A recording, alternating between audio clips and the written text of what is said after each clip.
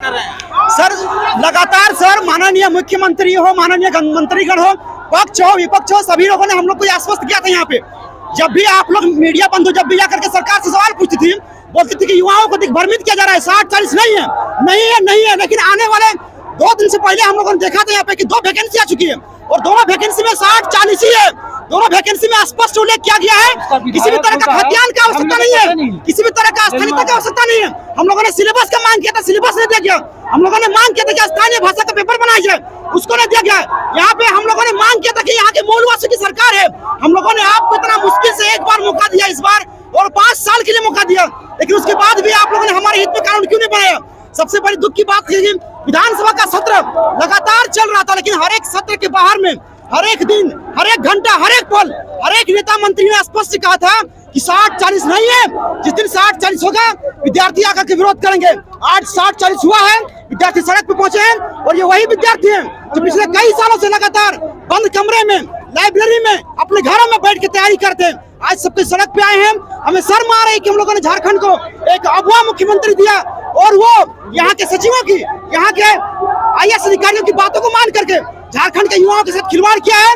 आज हम लोग यहाँ पहुंचे हैं, 60-40 नहीं चलते। हम लोग अपना नियोजन नीति झारखंडियों के हित वाला, जो नियोजन नीति झारखंड के फेवर में होगा वो लेके जाएंगे।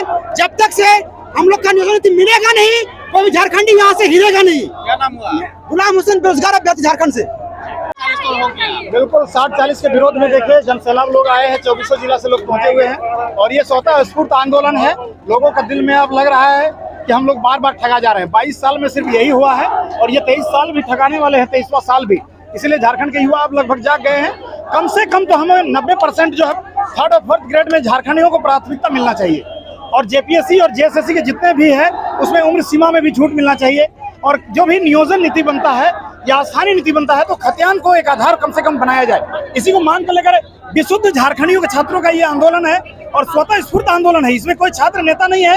यहाँ लड़कियों ने स्वयं देखिए आक्रोशित, इतना ज्यादा जुनून है लोगों में कि अब ये लोग बिना लिए नहीं चलेंगे और 60-40 को अब किसी भी एंगल में बर्दाश्त नहीं करेंगे। सरकार से हम लोग बार बार छला गए हैं, ठगा गए हैं और आप लोग मानने वाले हैं। इस बार कोई भी छात्र नहीं मानने वाला है।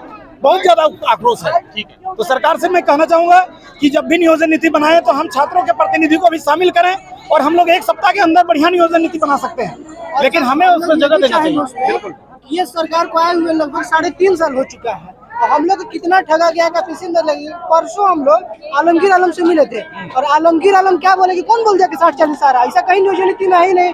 और परसों बोले और 1 लाख टेक्नीशियन का फॉर्म आया और PGT का फॉर्म आया और दोनों फॉर्म में लिखा हुआ है पूरे ऑल इंडिया से आप फॉर्म हम एक्सेप्ट कर रहे हैं। अभी बिहार में फॉर्म निकला हुआ है टीचर का, वहाँ लिखा हुआ है कि बिहार के सिर्फ मूल निवासी के लिए है। छत्तीसगढ़ में दरोगा का फॉर्म निकला हुआ है सिर्फ छत्तीसगढ़ के मूल निवासी के लिए। तो झारखंड का प्रैक्टिकल का जगह है कि सबको यही फॉर्म भरिए, नौकरी लेकर चली जाइए। आपको बता रहे हैं कि यहाँ के रिजर्वेशन 40% बाहरी लोग हैं। ऑल इंडिया ओपन कर दिया। आपको एक बात बता रहे हैं किस तरीके से खिलवाड़ हो रहा है रिजर्वेशन के साथ में। अभी मान के लिए कि बाहर के लोग आएंगे, 10 साल 15 साल वो लोग रहेंगे, फिर वो भी यहाँ पे अपना ये जमीन वगैरह लेंगे, फिर उससे अपना ये लोग रिजर्वेशन लोग भी यहाँ लेना शुरू कर देंगे। तो झारखंडियों लोग कहाँ जाएंगे। और ऐसे भी सर ये रिपोर्ट है कि जहाँ पे भी मेटलर्जी का, जहाँ से भी मिनरल वगैरह निकलता है वहाँ के आदिवासी को जनसंख्या हमेशा गरीब रहा। क्यों गरीब रखा गया है? ताकि उन लोग को हम लेबर के रूप में यूज कर सके। और यही है कि सरकार चाहती है कि झारखंड के जनता को हम लेबर के रूप में यूज कर सके। अब हम लोग इस चीज नहीं होगा। मेरा नाम अभिषेक रंजन हुआ। बेचा जा रहा है तो ये देश बेचने के बराबर नहीं है। हिटलर के टाइम में भी ऐसा ही किया था तो रिवॉल्ट हुआ था। तो क्या हम लोग रिवॉल्ट करें? हम लोग को रोजगार नहीं मिलेगा तो क्या करें? हेमंत सोरेन को तो पेंशन मिल रहा है। साला गद्दार इसको बोलते हैं। नेता के नाम पे और अफसर के नाम पे गद्दार है। अब हमको देशद्रोही भी कहना पड़ेगा क्योंकि इन लोग देश को अब बेचने लगा है, देश की अर्थव्यवस्था को बेचने लगा है। सपोज दैट अगर मेरा घर चतरा है, हम थानेदार बनते हैं तो हम जानते हैं कि मेरे दादा का बोली चाली क्या है, मेरा भाई भतीजा क्या सोच रहा है। साला ABCD बोलेगा तो क्या जानेगा। आप लोग क्या चाहते हैं? ज्यादा से ज्यादा हम लोग को मिले, कॉन्स्टिट्यूशनल बॉडी को फॉलो करो, पार्टीशन कंसेप्ट लाओ। अदरवाइज जो अफसर इस तरह नियोजन नीति बनाया है, हम लोग को बेवकूफ बनाया है, उसको परमानेंट टर्मिनेट करो। क्या नाम हुआ? पवन कुमार, बेरोजगार अभ्यर्थी, MBA पास। क्या हो रहा है? देखिए, हाँ, मैंने अंग्रेजों का शासन याद आ रहा है। देखिए, मैंने हम लोग के साथ बहुत बुरा बर्ताव किया गया, कुर्ता तुर्ता फाड़ दिया गया, बहुत सारे साथियों को लाठी मारा गया। और यहाँ शायद ड्यूटी पे मुख्य पदाधिकारी एडीएम सर हैं। और आज आराम से देखो, अब इतना आराम से कैसे और होगा बताओ।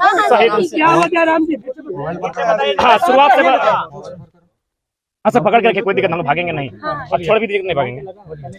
जैसा कि जानकारी थी, छात्रों के द्वारा जो 60-40 की नीति आई थी, उसका विरोध, विधानसभा का घेराव, पुराने विधानसभा से नए विधानसभा तक मार्च रैली रखा गया था।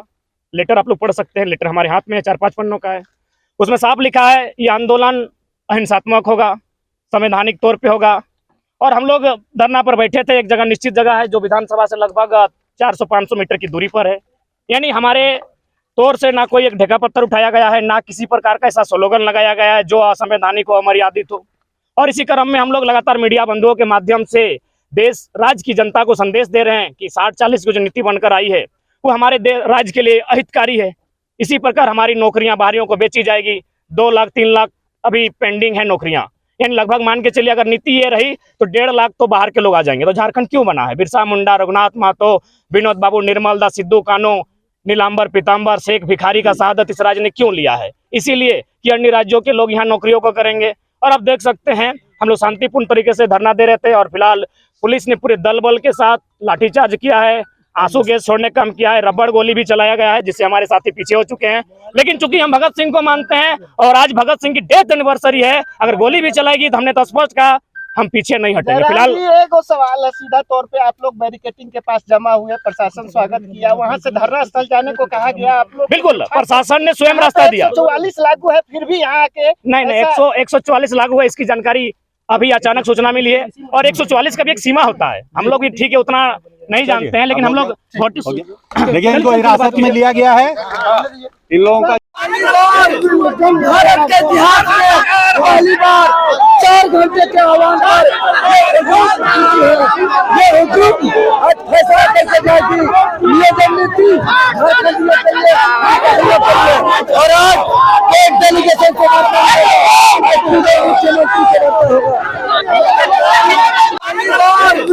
भारत के इतिहास में पहली बार 4 घंटे के आह्वान पर ये हुकूम आज फैसला करके जाएगी, ये रणनीति और आज एक डेलीगेशन के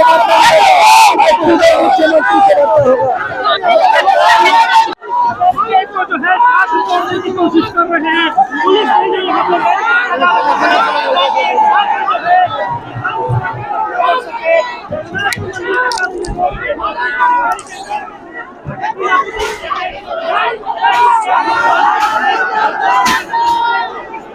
लड़की पीछे आओ यार।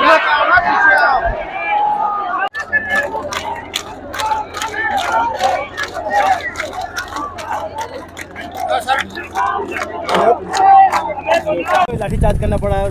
यहाँ पे प्रशासन लगाइए ना, वैसे मुस्तैद है। इस तरह का भी धरना प्रदर्शन हो रहा है, क्योंकि वो थोड़ी सी उग्रता का स्वरूप धारण कर रहा था, इसीलिए थोड़ी कठोर कानूनी कार्रवाई करने की आवश्यकता है। अभी मौके पर हम लोग पूरी तरह से ध्यान बनाकर रखे हुए हैं और पूरा प्रयास रहेगा कि जल्द से जल्द सभी को यहाँ पर से डिस्पर्स करा। सर चल रहा है, छात्र पूरी तरह से यहाँ पर पहुँच चुके थे, कहीं चूक है क्या? जी नहीं, बिल्कुल दोनों तरफ से पूरी बैरिकेडिंग करवा के रखी गई थी। उसके बाद यहाँ पर भी आप देख सकते हैं कि पूरे बाउंड्री के चारों तरफ गड्ढे करवा के रखे गए हैं ताकि इधर कोई भी फांद कर नहीं आए। तो चारों तरफ बिल्कुल इसको किले का स्वरूप बना कर दिया गया था।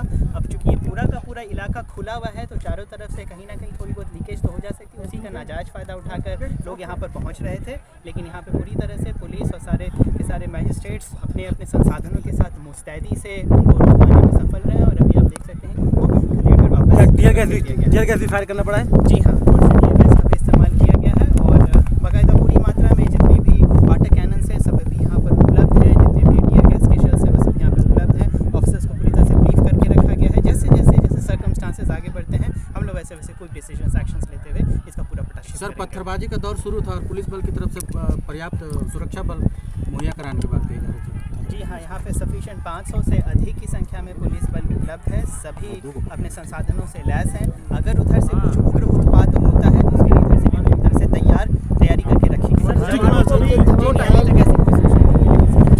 लोग मौके पे नजर बना के रखेंगे, इसको तुरंत में ही हैंडल सॉर्ट आउट करेंगे। पूरे झारखंड से यहाँ पे पहुंचे हुए हैं और ये